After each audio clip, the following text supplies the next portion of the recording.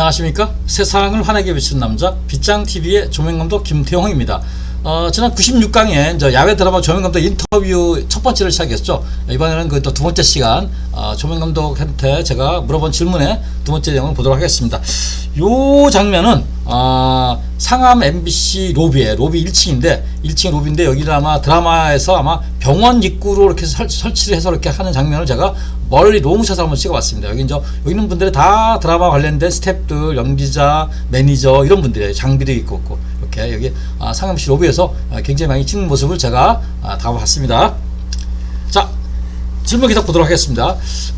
조명의 A팀, B팀인데 A팀이 감독 혹시 B팀은 누가 선정하나 물어봤어요. 그랬더니 A팀 조명 감독이 주로 하고 B팀이 촬영 감독이나 연출자가 하는 경우도 있다. B팀에서 왜냐면은 B팀은 촬영 감독이 하는 이유는요, 자기와 호흡이 잘 맞기 때문에 많은 그 사람 선출해요. 그러면서 A팀 조명 감독이 영상의 그림에 대해서 이렇게 조율하면서 이렇게 진행을 하게 돼요. 이런 경우가 있다. 조명 크루의 수급은 어느 정도냐 그랬더니 아직은 3기 업종이다. 조명이. 왜냐면은 뭔가 들고 옮기고 바닥에 놓고 이런 거 해야 되기 때문에 노동 강도에 비해 스텝이 다소 적은 편이고 영화 스텝들이 조명을 많이 이동하고 또 왔다 갔다 하기도 합니다. 그래서 지난번에 얘기했지만은 영화가 올해 작년 말부터 영화가 편수가 굉장히 줄어들었어요. 그래서 그 영화 스텝들이 조명으로 많이 이직을 하고 있다고 합니다. 또 조명하다가 막내들이 그만두잖아요. 이렇게 조명이 힘들어가지고 그만둔 친구들이 많아요. 그런 친구들은 어디로 가냐 했더니 동시팀, 동시라는 얘기는 동시 녹음팀을 얘기하는 겁니다. 동시팀이나 카메라 크루, 카메라 칸대에 보통 3명에서 4명의 스텝이 들어가는데 거기에 가는 친구들도 있다고 얘기를 합니다. 최근에 조명기 형태는 LED로 빠르게 바꾸겠습니다. 그러니까 과거에는 무거운 그 HMI라든가 할로겐이라든가, 요즘 할로겐 잘 안 쓰는데 할로겐이라든가 이런 기술을 많이 썼는데 지금은 LED로 빠르게 바꾸고 있다 얘기를 합니다. HMI 사용은 물어봤어요. 근데 낮시대 주로 사용했으나 최근에는 LED로 바꾸고 있습니다. 지난번에 한번 내가 보여줬었죠. LED 보통 1200W짜리 굉장히 비싸더라고요. 1200W짜리 LED는 스포트는 가격이 약 한 700만원 이 정도 된다고 그러더라고요. 조코라이트의 사용 빈도는 많이 사용하고 있답니다. 조코라이트는 할로겐 HMI 성질의 조코라이트였는데요. 그게 요즘에는 그 LED로 바뀌었어요. 전원이. 그러다 보니까 조코라이트를 여기저기서 많이 쓰고 있다고 얘기를 합니다. LED로 인한 작업의 조건은 물어봤어요. 그랬더니 조명기계 무게가 가벼워서 많이 편해졌다. 그러다 보니까 이제 저희 드라마 조명에도 여자 조명 크루들이 많이 입문을 하고 있다고 합니다. 배터리 충전은 어떻게 하나 여쭤봤어요. 근데 배터리 충전은 작업 시작 전에 100% 충전을 한다. 그러니까 요즘 조명 크루의 막내들은요, 과거에는 선을 끄는 게 일이었어요. 그러니까 발전차에서 작업장까지 선을 끄는 게 일이었는데 지금은 벽전원을 찾아서 벽전원에다가 배터리를 충전하는 게 일이라고 그러더라고요. 그래서 요즘에 조명하는 친구들은 선 끄는 거 잘 모른대요. 그러니까 3상 4선 이런 거 모른다고 그러더라고요. 그리고 작업 시작 전에 배터리 충전하는 거가 일이고 끝나면 또 충전시키고, 그게 막내가 하는 일 중에 하나가 배터리 충전이라고 얘기를 합니다. 발전차 용량은 물어봤어요. 그랬더니 과거에는 75km에서 100km 있는데 CF 차량은 200km인데 본인은 200km 발전차 쓰고 있다고 그러더라고요. 왜냐면은 200km가 CF도 자기 찍기 때문에, 그래서 좀 큰 거 쓰는 게 낫다. 그래서 용량이 큰 발전기를 사용한다고 합니다. 조명 관련 차량은 했더니 발전차와 장비 차량 총 2대로 운영이 된다.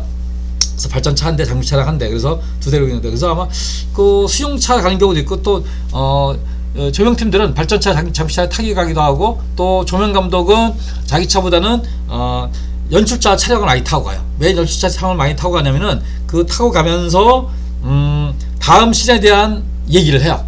촬영 감독과 조명 감독과 연출자가. 그래서 이동 중에 많이 그 논의를 한다고 그러더라고요. 그러니까 그래서 이렇게 근데 촬영은 기본적으로 2대다. 산에서는 촬영 시간이 어떻게 하냐고 했더니 100% 배터리를 사용한다고 그래서 배터리 팩을 충분히 해가지고 배터리가 굉장히 무거워요. 왜냐하면 배터리 자체가 납이기 때문에 굉장히 무거워요. 그렇지만은 발전기 갖고 오는 것에 편하기 때문에 작업에 필요할 발전기를 올라가서 이렇게 진행을 하기도 한답니다.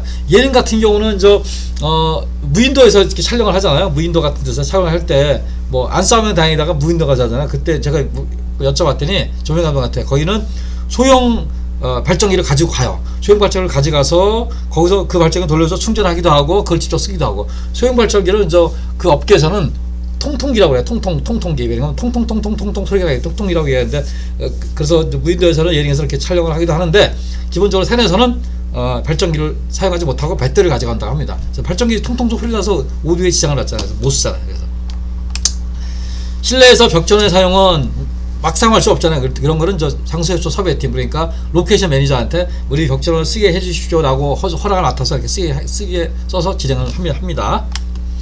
우천시 조명기구를 사용하나요? 물어봤어요. 비 오는 날 조명기구를 사용하나요? 했더니 방수포나 우산 또는 검정 비닐, 무색 비닐, 진장 비닐 써서 사용한다. 그러니까 LED는 열이 안 나잖아요. 그러다 보니까 그 할로겐은 이거 피우면 불나요. 그러니까 안 되는데 LED는 열이 안 나기 때문에 이런 방수포, 우산, 무색, 김장 비닐을 써서 사용한다고 합니다. 우천시 애참에는 어떻게 처리하나요? 그랬더니 우산으로 조명기구를 씌워서 처리한다. 이렇게 봅니다.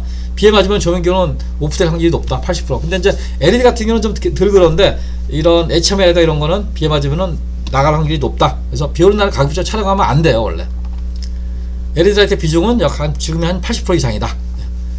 요게 지금 그 비 오는 날 할 수 없이 찍는 거야. 드라마는 아닌데, 요 드라마는 아닌데요. 제 후배가 보내준 영상인데요. 드라마가 비가 오는 날을 HMI를 썼고, 여기에 이제 우산 같은 거 씌워졌죠. 우산 같은 거 씌워서 이제 빗물이 들어가지 않게 했고, 여기도 보면 이제 볼라이트인데, 볼라이트 안에 또 우산을 씌워졌어요.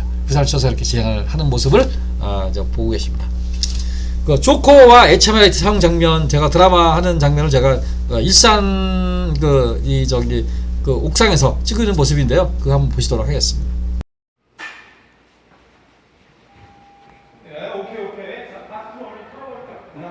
여기 보이는 라이트가 조카 라이트입니다.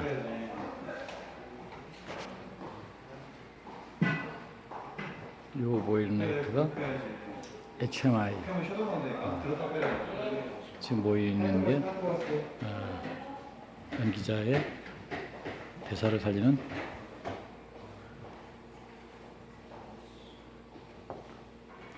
마이크가 되겠습니다. 지금 태양을 이용한 반사 조명을 하고 있습니다.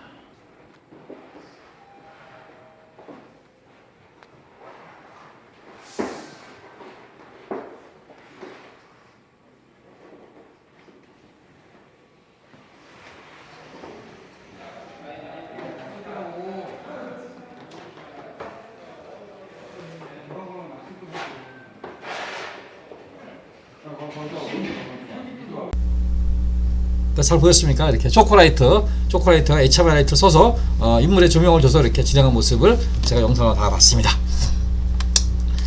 자, 18kg HMI 사용 시 크레인은 얼마나 생산해요? 18kg라고 이제 드라마에서 현존하는 조명기에서 제일 큰 게 18kg예요. 18kg HMI 사용 시는 크레인을 쓰는데 어느 정도 올라가나 보라봤더니 45m 올라가는데 너무 끝까지 올리면 위험하니까 한 40m 정도 내에서 사용을 한다고 합니다. 그 크레인 대여료는 얼마나 하는지 물어봤더니 크레인만 200만 원이고 장비는 별도라고 그러니까 크레인만 200만 원, 장비는 또 별도 이렇게 해서 계약을 한답니다. 그래서 비싸기 때문에 이거는 조명감독이 부르는 게 아니라 연출자가 제작비에서 불러요. 왜냐면 그래서 이렇게 사극 같은 것 때 이제 많이 쓰고 그러죠. 연기자가 조명에 대한 의견을 교환하나요? 그랬더니 일부 연기자가 반사판 사용해달라. 왜냐면 반사판이 부드럽잖아요. 그래서 자기 얼굴에 스킨 넣은 특히 50대 초반, 60대 초반에 여자 연기자들이 이제 그런 어떤 간접 조명, 반사판 이런 걸 많이 이렇게 요청을 하기도 한답니다. 야외에도 연기자의 눈을 살리기 위한 아이라이트를 사용하나요? 물어봤어요. 이 눈을 살리기 위해서 스튜디오에서 많이 사용하는데 야외에서 사용하냐 물어봤더니 여기도 많이 사용한다고 합니다. 후반 색보정에 조명 감독이 참여를 하나요? 여쭤봤어요. 그러니까 이게 매번 하는 게 아니고 처음에 찍어서 촬영 감독과 함께 참여를 합니다. 그래서 색에 대해서 촬영할 때 어떤 조명을 어느 정도 밝기로 주는 거가 색 재현하는데 좋을 것 같다라는 거를 촬영 감독, 조명 감독, 연출, 색보정 감독, 이렇게 컬러리스트라고 하죠. 이런 분들이 모여서 한 다음에 그 다음부터 촬영 나갈 때는 이렇게 찍자 저렇게 찍자라는 거에 대한 전반적인 토론에서 초반에는 무조건 그 착보자에게 참석을 해야 돼요. 물론 드라마가 진행되면 그때부터 안 가도 돼요. 왜냐면은 다 기준을 정해놨기 때문에. 그래서 색보정에 참석한다고 합니다. 그래서 여기까지 이제 조명 감독에 대한 궁금증을 이렇게 해결해 봤어요. 그래서 다음 시간에는 이제 스튜디오 드라마 조명 설치하는 전문 회사가 있어요. 그 회사에 대해서 또 이렇게 얘기를 하면서 진행하도록 하겠습니다. 이상 세상을 환하게 비추는 남자 빗장TV의 조명 감독 김태형이었습니다. 감사합니다.